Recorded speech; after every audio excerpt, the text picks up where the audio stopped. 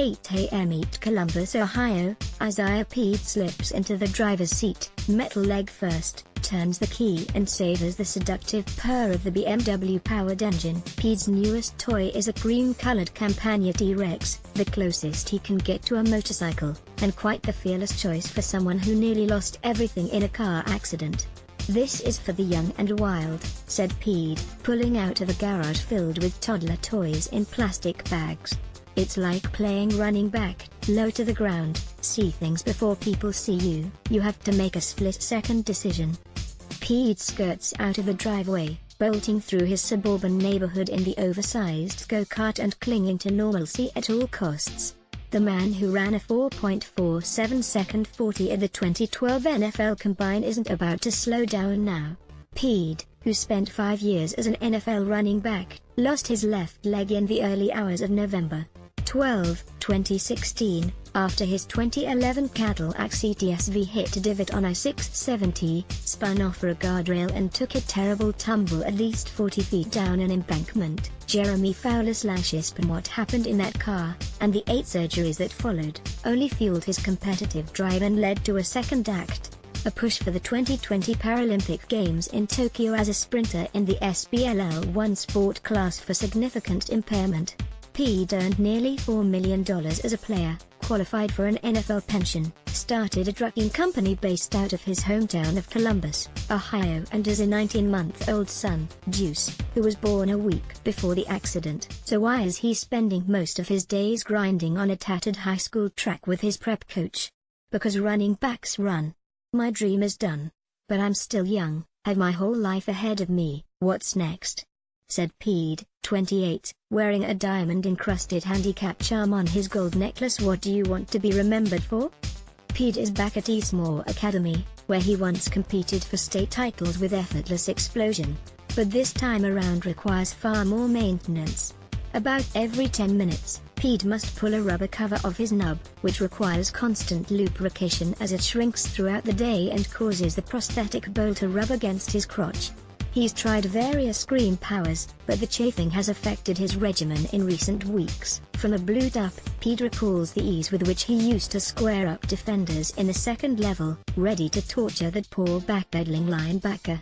"With this, I just don't know what to expect," said Pead, who keeps a ripped torso from daily push-ups, still resembling an NFL back.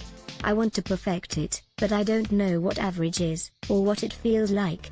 If I don't feel like it's great, then it's obviously not great. I want to be an athlete. This comes with a lot more than what I'm used to with being an athlete." Pead rises from the top and starts a series of leg kicks, which are all the more impressive against the backdrop of an accident so unsettling that family members have difficulty describing it nearly 2 years later. That uncertain morning, medics used war packing to control bleeding since they couldn't close up the mangled leg, mother LaShawna Pead remembers. "Doctors eventually removed all but about 10 inches of the leg because the damage was too severe." Pead was en route to Waffle House to meet friends with former University of Cincinnati teammate Wesley Richardson, who avoided serious injury, but Pead was ejected from the car and might have bled out if not for the 911 call from an onlooker. While family members waited nervously in hospital halls, Pead, tube in mouth, was kept on for sedation until regaining coherence 2 days later. He put everyone at ease in the hospital room by writing "my whip game proper" on a piece of paper. Pead was not impaired the night of the accident but admits to going over the speed limit. Loved ones knew Pead would eventually be in this position, somehow competing. Within weeks of his hospital stay, he started timing his trek from the bed to the wheelchair. Jeremy Fowler/Ispen 30 seconds. 19 seconds. 12. "You cannot stop that man," said Ruby Bowman, Pead's longtime girlfriend and mother of Juice, Isaiah 2. He got back into grind mode. On this May afternoon, under the signature Ohio gray, Pead raises his knee to his chest and lands softly on the blade. Grunt tap, grunt tap, grunt tap in a sideways shuffle. "Let's see how strong that glute is." Coach Jason Lewis orders Pead. "Is the bouncing going to help you get in that rhythm?" Pead hops over to put his arm around Lewis, explaining the difficulty of trusting the leg to do the work. Lewis ensures they will get that pogo stick right. The quick twitch movements are gone. No hamstring push, all buttocks and back for power. Take your time, Pead tells himself. Be patient with the technique. Lewis can tell Pead is fighting the mechanics, so he turns to something he knows will get his attention: timed races. He needs that clock, Lewis figures. He always has. After the third up rest, Pead takes to the white line, head down, waits for the go. Reminds himself to ignore the fear of wiping out. A few short runs get Pead warmed up for his first crack at a 60-meter run. Pead starts slow but gets his arms swinging like an open field stride, each squeak from the leg joint representing progress. His eyes are fixated on the track lane as Lewis, shooting smartphone video, urges him to get there, get there. Pead's leg keeps jetting out toward the end, but after 3 tries, he records a personal best time of 12.6 seconds. Low 12s will get him into competition range, he figures. The goal is simple: keep getting PRs, personal records. These small victories, I can go home and beat my chest, he said. Whatever goal I set, I'll know I'm on my way there. And that's the difficult part, knowing which goals to set. Pead and Lewis are hardly experts at this. Inspired by a suggestion from former Rams teammate Janoris Jenkins to become a Paralympian, Pead called Lewis a few months ago with a message: "Coach, I want to run." So he got a state-of-the-art running blade from a manufacturer in Oklahoma, but otherwise he and Lewis are limited to YouTube training videos and advice from coach Joachim Cruz, a former Paralympian who guides aspiring runners. Reps with U.S. Paralympics track and field contacted Pead in the spring, moved by his story and confident his mix of athleticism and determination would aid training. They also knew Pead faced a tough transition. "It's just going to take some time to get used to what his new normal is," U.S. Paralympic Director Catherine Erickson said.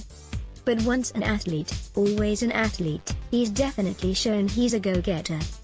If Pead is ready, he can target the Pan American Games in Lima, Peru, next summer and the World Para-Athletics Championships in Dubai in November 2019.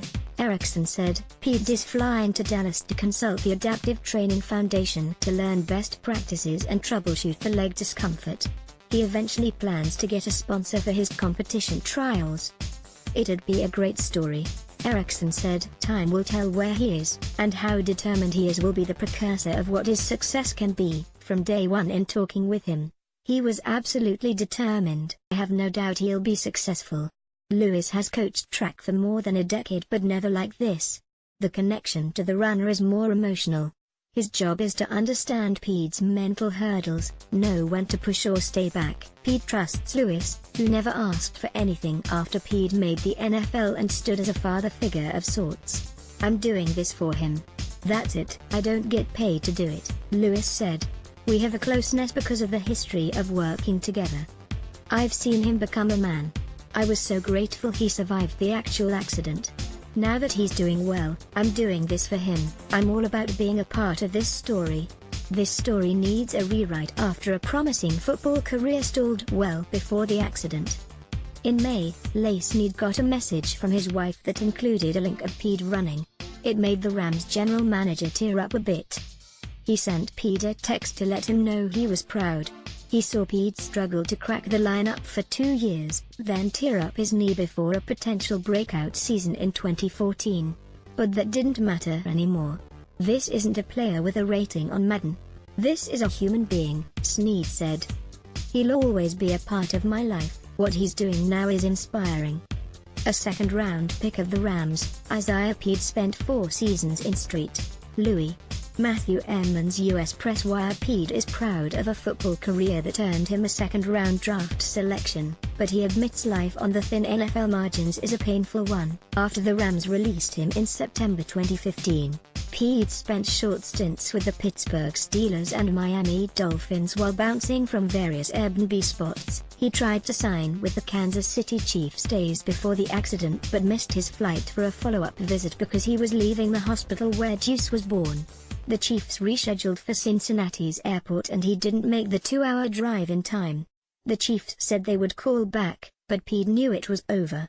"I still hadn't proved myself to be the player I knew I could be. Pead said. In St. Louis, Pead had played 2 seasons behind Steven Jackson and Benny Cunningham while struggling with typical youthful pitfalls such as pass protection and preparation, Snead recalls. Pead said he butted heads with then coordinator Brian Schottenheimer and regrets not asking coaches why he was on the bench, admitting pride got in his own way. He internalized, then got in premier shape for an expanded role in 2014 before the knee buckled on a kickoff return in an August 16 preseason game against the Green Bay Packers. The special teams play was called bounce left, with Pead selling the inside and needing one more cut to get loose. He heard the knee snap on that cut. That career stat line of 27 carries for 100 yards and no touchdowns feels incomplete. I definitely miss the game, no way around it, said Pead, who had 4,009 scrimmage yards and 33 touchdowns at Cincinnati. Some of the best moments of my life were on the field. Bowman believed 2017 would have been Pead's breakout year if he found the right situation, but Pead learned early in his recovery to bury all past expectations and replace regret with optimism. His mother taught him that. It's the plan God has for you, LaShawna said of the accident. It doesn't change what is destined. Football isn't done with Pead, who could see himself coaching or running a player development program in the NFL. Snead said he'd like to invite Pead to a Rams game soon. Pead would take that call. There may have been some dislike at the time, but the Rams gave me the keys to my dream, Pead said. I'd be open to anything they have to offer. Pead knows he will go restless if he plays out all the scenarios of the last 2 years in his mind. He equates most things to football, like hitting that divot in the road compared to Russell Wilson's off-target throw at the goal line to lose Super Bowl 49. In both cases, he explains, a few inches to the left or right and trouble is avoided. What if he made that flight to Kansas City, he has wondered. I'm a firm believer in not dwelling on things, living in regret. But I'm human, Pead said. I think about it sometimes. I think about Juice not having a dad. Pead doesn't live in this space for long. He chooses to hug his son a little tighter or plan that next trip to IKEA with Ruby. The couple is renovating a 4-bedroom home sitting on 1.4 acres in the suburb of Reynoldsburg, Ohio. The mama's boy tattoo on his right bicep reminds him of his mom's constant care, raising him as a single mother and, now, helping him manage medical insurance red tape. Pead has NFL disability but sees the phrase explanation of benefits more often than he'd like. I've got 3 piles of paperwork, LaShawna said, and he's thankful for his father, DeJuan Taylor, who was in the car that frightful night but got out to connect with other friends early in the evening. Pead was a teenager when his father re-emerged in his life. The outpouring of support from those following his training progress on social media keep him running. It's humbling. It's inspirational to keep doing whatever I want to do, Pead said. I want to do this, compete at the highest level. The fact of the matter is I came from wanting to do something else that I did, but now this is who I am. Pead embraces being disabled, though he searches for a normal life. The constant staring in fitness centers makes him want to open his own gym for the handicapped. Going to the doctor reminds him of what he can't do. That's why he hits the track in the late afternoon, leaving time for a nighttime spin in the T-Rex, unafraid to turn at high speeds. Get out and ride, man.